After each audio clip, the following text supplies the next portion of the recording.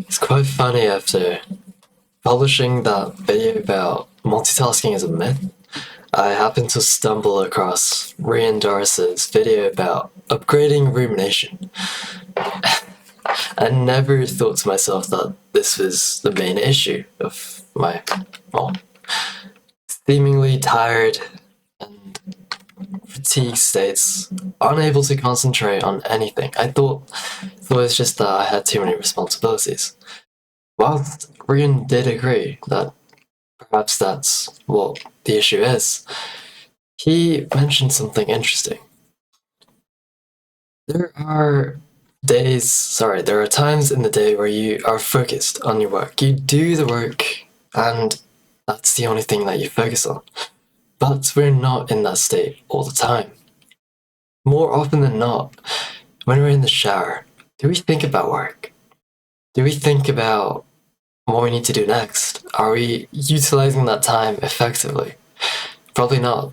Maybe we're thinking about, what should I order? I'm hungry. I don't know what I should eat.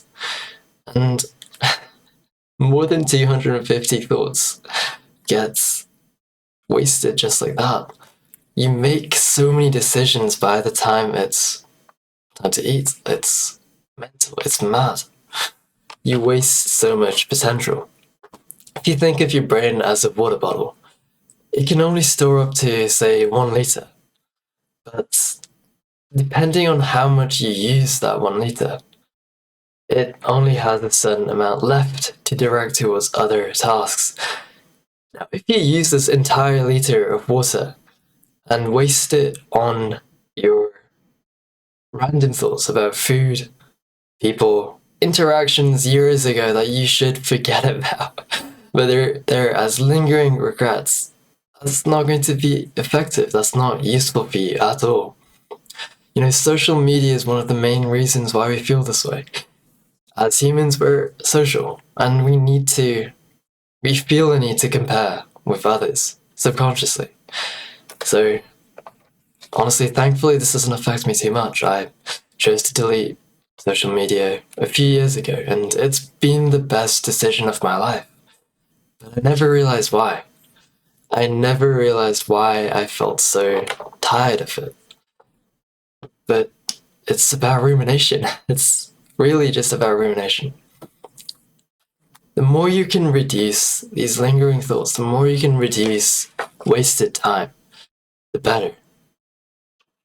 Instead, think about this. If your shower thoughts were about, how do I make my day better? How do I work? How should I formulate my study plan? How do I actually finish this piece of work I'm writing?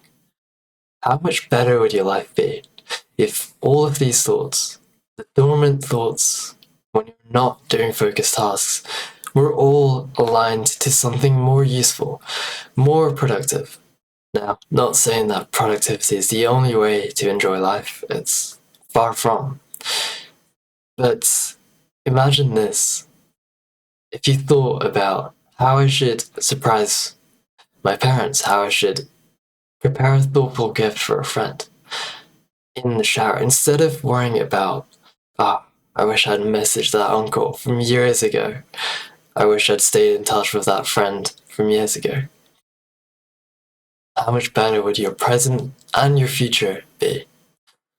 That's the power of upgrading your rumination, as Rian mentions. There's just a few things that he tells us to do, and I've got them written down in my journal here. In fact, he tells you to journal. He tells you to journal down all of these thoughts, all of these lingering regrets that you have. He tells you to write it down on paper. Just get it out of the mind.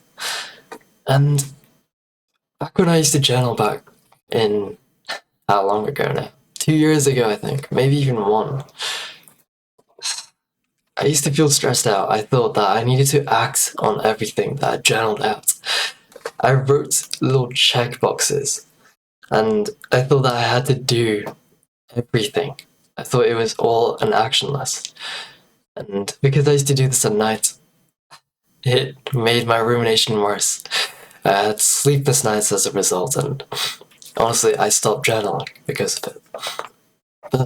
the best part is, Rian explains that you don't even need to act on it. You don't need to act on these thoughts that you've written down. Just writing it down on paper. Saying to your brain that, hey, I've stored it down physically, now I can offload, I can get rid of it. It frees up space in your brain. It's amazing. And I'm going to try it myself and see if I could actually do something with it. There's more to it though. There are always decisions that you make. For example, I mentioned food earlier. How many decisions do we make about food? What should I eat? When should I eat? Where and who should I eat with?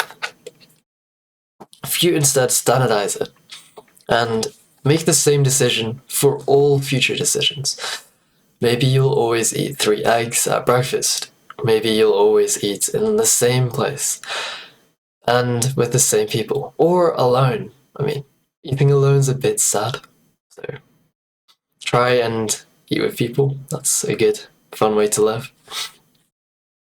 Whatever your frequent scenario is, whatever you constantly find yourself thinking about and needing to make decisions about, think of it now and make the decision for your future self and stick to it. You can do better than this. You can actually take this decision that you've made now and utilize it for all future decisions. Now, after this, you need to figure out the routine. What order do you make these decisions in? And this is what Rian calls decision autopilot. It's where you're essentially in a routine and you're unconsciously doing everything based on what you decided previously. Let's take this for example. I'm going to eat breakfast after making this video, and then after I eat breakfast, I'll take a shower. And then after I shower, I'm going to do work regarding school. If I have this morning routine and I stick to it, I don't need to make changes because it works for me. And it works daily. This takes a while to get used to because it took me a while for sure. But it's possible. You can get into a habit of doing things and doing the same things in the same order. That reduces so much mental load. When I used to study for A-levels, it was always the same routine. I just woke up, went straight down to do a few hours of studying, or maybe just one. And then I got ready, had breakfast, took the bus to school, and then the same things happen in school. Yes, timetables change, but in the break time, I was still doing the same things. Lunchtime, I did the exact same things, and it repeated day after day. Some people may say it's boring, and frankly, yes, it can be. So you can leave some time in the week for more fun activities. It's just that you want to reduce wasted time, wasted efforts, and do the same things regarding productivity. This makes you more efficient and automizes everything. And when you make a habit, that habit sticks. That habit will stick for life and help you drastically. I'm going to try out what Rian suggested. If you're interested in following with me, please consider subscribing. And I think it'll take a week or two, maybe even less if I get significant results. So stay posted. Have a good one. Take care.